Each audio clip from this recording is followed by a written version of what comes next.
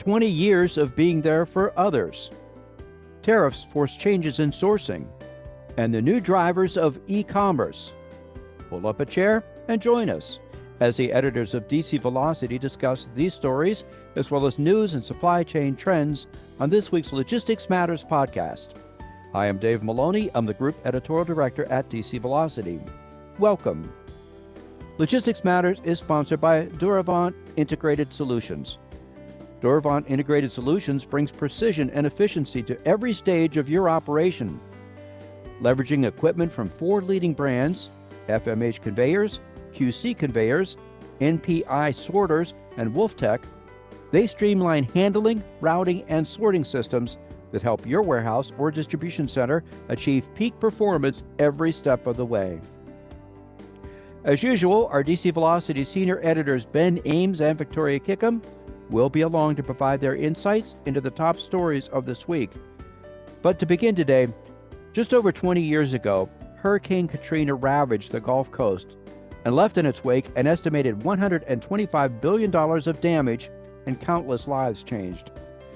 It was during this catastrophe that a group of logisticians had an idea, and Alan, the American Logistics Aid Network, was born. Here to explain about the work of Alan and to reflect on the organization's past 20 years of service is our good friend Kathy Fulton, Alan's Executive Director. Welcome, Kathy. It's good to always have you back with us on Logistics Matters. Hey, Dave. It's always a joy to come home and spend some time with you all. It's our pleasure as well. So, for those not familiar with Alan, can you share a bit about your mission? Absolutely. I hope that after 20 years, a lot of people who are listening actually do know who we are, but I know that that's not always the case. So Alan is an industry-supported nonprofit organization that truly uses the power of commercial logistics activities to support humanitarian relief.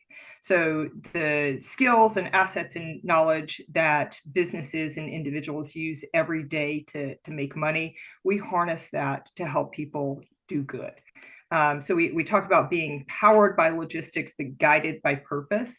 And really that's all in the guise of getting disaster relief to where and when it is needed most.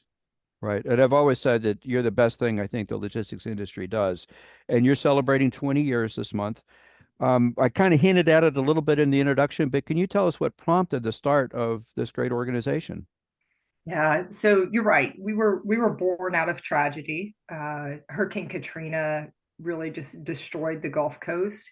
And people saw what were truly logistics failures, whether it was truckloads of ice driving around without a place to deliver, people in the Superdome not having nourishment and hydration, and just really living in terrible conditions. And the professionals of the supply chain world were all together at the CSCMP conference in San Diego, and they said, what is happening? This is a problem that we are really well suited to solve. We can get widgets around the world within a day, but we can't get food to the Superdome. And I think I think truly in some ways they were offended that by watching those tragic circumstances play out, and they wanted to do good. I think our industry has such huge hearts. We're all servant leaders. And like you said, I just think it's one of the best things that our profession does. What would you say are some of the most significant achievements that you've had during that 20 years of Alan's existence? Yeah. So it's hard to kind of narrow down what are the top achievements. Whenever it's your mission to really look at doing the best you can every day to bring out the best in people, it's hard to look back and say, what was that one thing that was the most important. And I actually have had the opportunity to spend some time with our board members and with our founders over the past few weeks. And, I've asked them this same question, and I was grateful that the things that I thought were important were also the things that they thought were important. So, you can look at the big disaster responses from our first one, which was Hurricane Gustav, in 2008, our first major response after Hurricane Katrina. And then, the big disasters that pop to mind for everybody: Hurricane Sandy, the triple disaster in Japan, like 2017, Harvey, Irma, Maria, like last year's Hurricane Helene. And there are just countless fires and floods and tornadoes and all kinds of disasters, earthquakes that we've helped coordinate getting resources to disaster survivors for. But also, as part of that, I think about, not just the coordination work that's happened, but the other programs that have evolved and grown along with that. So things like in Japan, when there was just this lack of information and lack of visibility of what was really happening with supply chains, that close tie to Japan with supply chains. Alan was out there working with a professor who was in Japan, getting that context and that human connection on information about what was happening in the disaster. Same for like Harvey, Irma, Maria in 2017. Businesses were really struggling to navigate a lot of government bureaucracy during that time. And so we stood up this call, with people who were trying to figure out how to help their employees, in Texas, in Florida, and especially in Puerto Rico and the Virgin Islands. I'm a little bit proud of that one, because that actually led to a research study by the National Academies, which then that research study ultimately led to an advisory group for FEMA that's called the Supply Chain Analysis Network, or SCAN. One of the things I love most about that is I get to do it with our dear friends like Jared Gensel and his team at MIT's Humanitarian Supply Chain Lab. Another bright spot. I mean, it was tragic, but I think Alan is always the bright spot in response to tragedy. Is when COVID happened, just getting all of our industry associations together and saying, okay, these are issues that are affecting us across the supply chain. We have all these common challenges. Let's figure out how to solve them together. I also love this example because we continue those conversations today. What started as a daily call turned into every week, and now every 2 weeks we get people from across the industry together to continue talking about challenges. I know you're going to talk about tariffs here in a little bit. That's obviously a topic that continues to come up and affect us across the supply chain. And then, also out of COVID was born our Supply Chain Intelligence Center, that great partnership we have with Everstream Analytics. But I also see it's this opportunity to bring the work of international humanitarian logistics to the U.S. And this kind of, I'll say this is a little bit of a focus for us now, where we're going to help disaster relief organizations better understand logistics capabilities and capacities, because nobody does that now. Nobody says, these are all of the logistics businesses in this community that's just been affected by crisis. And we're doing that. We want to continue to be that bright spot. We want to continue to be that source of information and that source of logistics capacity and capability, just to help communities that have been affected by disaster. You've been with them for the 20 years since Alan began. I'm sure you have a lot of memories, but is there one particular story where you think that you've impacted lives and you just kind of have thought, yes, this is what Alan was created for? Yeah, there's actually so many stories. It's hard to pick one, Dave, honestly. But I want to share a story of not just an entire community, but of an individual.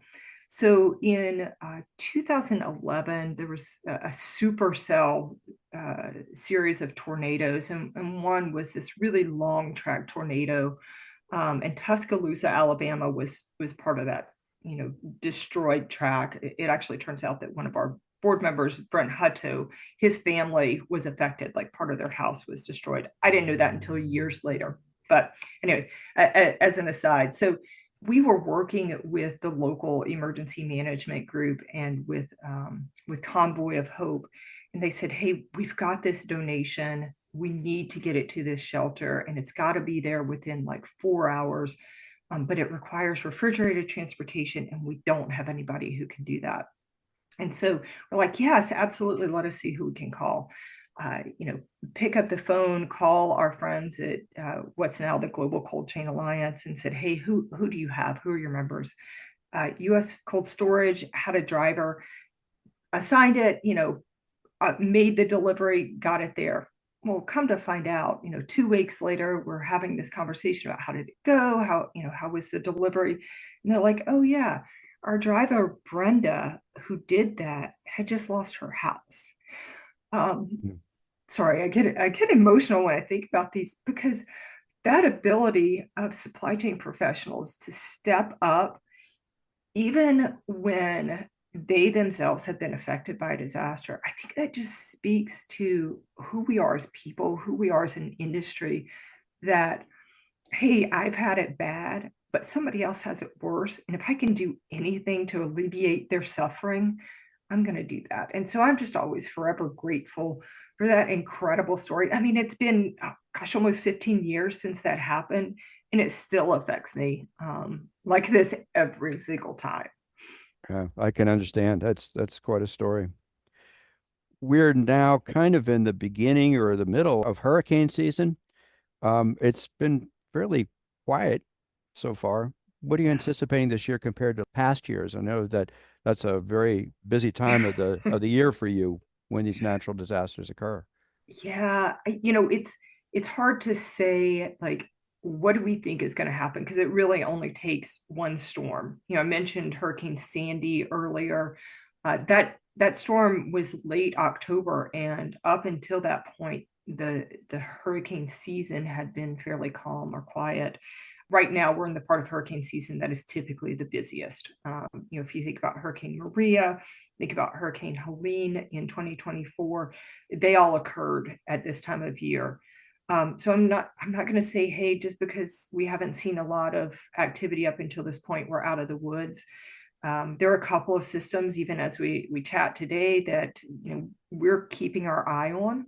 And I would say I'm not going to make any predictions because my crystal ball is broken today. But what I will say is that we're preparing like tomorrow could be a big one, right? We're preparing like tomorrow could have a category 5 hurricane, a magnitude 8 earthquake, and an electromagnetic pulse all happen on the same day. That's just who we are as an organization. We have to think about the catastrophic. We want to be prepared. So while I hope none of those things happen, I hope that as an organization, we're prepared to respond to them. And I hope that all of our partners are out there, the business community, the nonprofit community, are thinking about things in that same way. Well, that makes sense. To be able to be prepared, you have to anticipate and have Yeah, everything ready to go if the worst case happens. that's right. What's next for Alan, Kathy? Yeah, so I kind of hinted at this earlier. We want people to be better prepared ahead of time. And part of that is helping our nonprofit partners really better understand logistics and supply chain. We're doing that through education. We're doing that through, these capabilities mapping. The international space has something called the logistics cluster, and they do these mapping assessments where they say, here are the logistics services providers, here are the government organizations. We don't do that in the U.S., partially because there's what I like to call the curse of abundance. If you need a transportation provider, you can literally pick up, I would say, the phone book, but you can go online and find one fairly quickly. But nonprofit organizations don't always know where to start, so we're helping them get ahead of the game by mapping these capabilities and capacities, and providing education around that. We can't stop there, though. We have to help build these relationships. We have to help organizations better understand one another, or sectors better understand one another. And Alan just sits right in the middle and says, let's put aside our preconceived notions. We all want the same thing when a disaster happens. We all want people to be nourished and hydrated and receive the medical care they need. logistics and supply chain is the engine that makes that happen. So let's come together. We may not agree on anything else, but we agree that we want people to be helped. Let's have those conversations. So that I think that that's kind of the future, is that expertise, that convening, that bringing people together. And I think it's still true to the vision that our founders set out 20 years ago. I've always thought of you as being sort of the matchmaker between the needs and the services. Yeah. So, how can people get involved, and what are some of those ongoing needs that you have? Yeah, we love being matchmakers. It's fun to use our network to introduce people and to see the good that comes from that. So the best way to find out, where those needs are, is jumping on our website, allenaid.org. And I'll say, just because there may not be an active disaster happening, it doesn't mean that we aren't busy. It doesn't mean that our nonprofit partners aren't out there doing things. I think the humanitarian world has recognized that Allen and our incredibly generous network can provide support year round. So they ask us for help preparing for disasters that have yet to happen, and recovering from disasters that happened sometimes years ago, right? So that means we always need donated transportation and warehousing services, donated material handling equipment. And, I mentioned that expertise, and how we're working to bring that to the nonprofit community. We need experts who can help us look at nonprofit needs, and make recommendations, because every dollar that we help a nonprofit organization save on logistics means that they can put that money to better serving their core mission, whether that's feeding or housing or whatever that may be. And you post a lot of the needs that you currently have on your website, allenaid.org, and people can go there and just look to see what needs there are and see if they can help fill some of those needs. Yeah, absolutely. Jump on our website, allenaid.org. It's the best way to find out how to help. And even if you don't see something there that matches with what your capabilities or your interests are right now, drop us a note anyway. Sometimes it may be months or years before we call on you. Jock Menzies, our founding president, was always famous for saying, "Hey, it's not an obligation; it's an opportunity." So just because your name is in our database and we call on you, it doesn't mean that you have to say yes. We know businesses change with the seasons more often than that these days, and so we want to be in contact with people. We want to provide people that opportunity. The best way to do that is just to check our website and let us know, hey, I'm interested. We're talking to Kathy Fulton. She's the executive director of the American Logistics Aid Network, better known as Allen. Kathy, it's always a pleasure. Congratulations on 20 years, and I look forward to seeing you at CSCMP Edge in 2 weeks, where we can continue the celebration. Yeah, thanks, Dave. Looking forward to seeing everyone. Now let's take a look at some of the other supply chain news from the week. And Victoria, the changing trade landscape that supply chains have experienced this year are continuing to impact where around the world products are manufactured and then sourced into the United States. And as you wrote this week, one group is helping to fill that gap. Could you tell us more? Sure, Dave. Happy to. So it seems that small businesses are playing a larger role when it comes to sourcing, as you say, as companies continue to deal with the ups and downs of tariffs and the trade situation. And this is according to a report out this week from supplier.io, which offers a supplier intelligence platform. The report is based on a survey of more than 150 CEOs, CFOs, and procurement executives from across the country. Essentially, it found that in the face of this fast changing trade environment we're in, many businesses are increasing their reliance on small suppliers, but they're struggling to scale those efforts effectively. This report is titled Scaling Small Inside the Enterprise Push to Source Smarter and Stay Competitive. So, of course, we hear a lot, Victoria, about diversifying your sourcing strategies. What exactly are businesses doing to diversify with those smaller companies? Well, most of the executives surveyed for this report, 91%, said they've adjusted or are planning to adjust their small business sourcing in response to tariffs. So the trade situation is driving this trend for sure. Specifics as to what they're doing, 71% said they are increasing their spend with US-based small suppliers, and 26% said they are sourcing more internationally. And those that are doing so are seeing some pretty good results. 56% cited improved quality, 53% cited resilience, and 50% cited cost savings as measurable ROI from small suppliers. That said, the strategy is not working perfectly. Despite the changes, small suppliers still account for just 7% of supplier dollars, according to this survey. And the authors say that reflects a lack of scalable systems to sort of find, vet, and onboard those small companies. Another 41% of businesses reported failed small supplier partnerships in the past year. And the report chalked that up to a need for stronger onboarding and performance management tools. So a little bit of work to be done there.